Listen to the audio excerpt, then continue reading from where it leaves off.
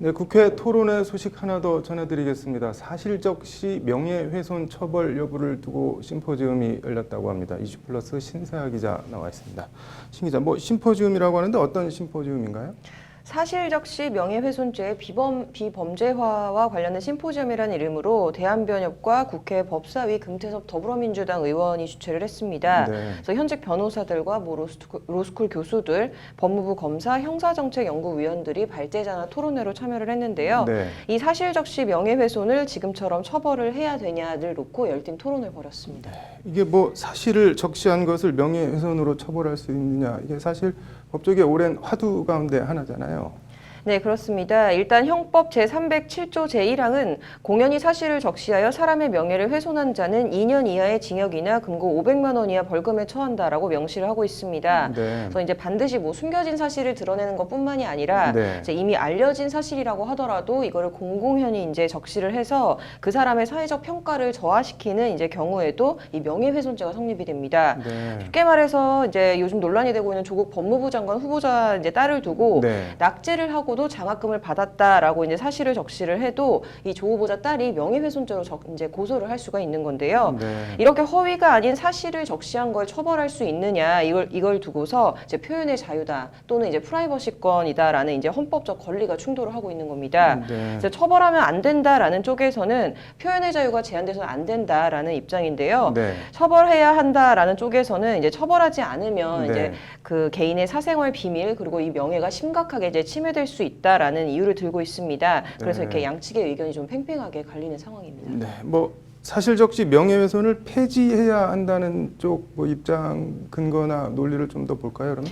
네, 오늘 토론회를 주최한 금태섭 의원의 이제 의원은 성폭력 미투 사례를 예로 들었습니다. 네. 이 성폭력 가해자로 지목된 사람들이 이제 피해 사실을 털어놓은 성폭력 피해자들을 이제 네. 오히려 사실적시 명예훼손죄로 이제 고소한 사례를 언급하면서 네. 이게 말이나 되냐라고 목소리를 높였는데요. 네. 이 사실적시 명예훼손은 이제 공적 비리에 대한 풍자, 비판 그리고 논평 이런 표현들을 제한하는 만큼 네. 이제 원칙적으로 이걸 처벌하면 안 된다라고 강조를 했습니다. 네.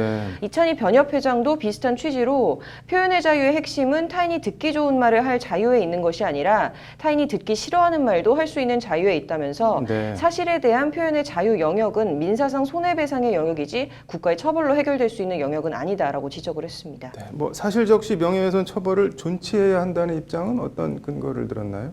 네, 같은 이 성폭력 미투를 예로 들면 네. 사실적시 명예훼손 처벌이 없다면 이제 성폭력 피해자가 이제 네. 거꾸로 2차 피해를 당할 수 있다라는 이제 그런 가능성을 배제할 수 없다라는 논리인데요. 네. 이제 쉽게 말해서 가해자가 이제 피해자의 과거 행실이라든지 네. 성 이력 이런 것들을 이제 문제 삼으면서 네. 꽃뱀으로도 볼 수 있다라는 겁니다. 네. 그래서 역설적으로는 또 사실적시 명예훼손 위법성 조각 사유가 있는 것이 이 사실적시 명예훼손 처벌 존치에 강력한 버팀목이자 이제 근거로 꼽히기도 했습니다. 말이 좀 어려운데 쉽게 설명을 좀 해주시죠. 네, 형법 제310조는 명예훼손 위법성 조각이라는 조항이 있습니다. 네. 이 조항은 진실한 사실로서 오로지 공공의 이익에 관한 때에는 처벌하지 아니한다라고 규정을 하고 있는데요. 네. 이제 쉽게 말해서 언론의 보도 그리고 네. 또 내부 고발자의 비리 폭로 같은 건 이제 공익을 위한 것이기 때문에 네. 위법성이 조각돼 이미 처벌을 받지 않고 있으니까 이 네. 사실적시 명예훼손 처벌 조항을 이제 계속 유지를 해도 큰 문제가 되지 않는다라는 이제 입장인 건데요. 네. 그래서 이 존치론자들은 여기에 아직 이제 우리나라에는 미국의 징벌적 손해배상 제도와 같은 이런 걸 대체할 수 있는 이제 마땅히 대체 규정이 없다라는 점 등을 들어서 이제 이 사실적시 명예훼손죄는 좀 폐지 시기상조다라는 입장을 이제 계속 유지를 하고 있습니다. 네. 이게 세계적으로는 어떤 추세인가요?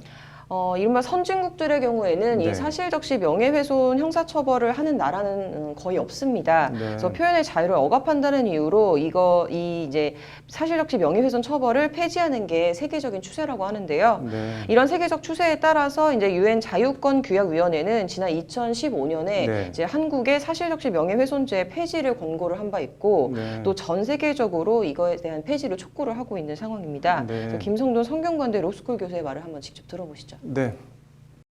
우리 대한민국만 이제 민주국가를 표방하지만 표현의 자유가 다른 나라에 비해서 낮게 평가할 수 있는 그런 현실을 본다면 이제 이게 1908년에 만들어진 일본 형법과 똑같은 구조를 가지고 있는 이 우리 형법은 이제 폐지돼야 할 때가 되지 않았나.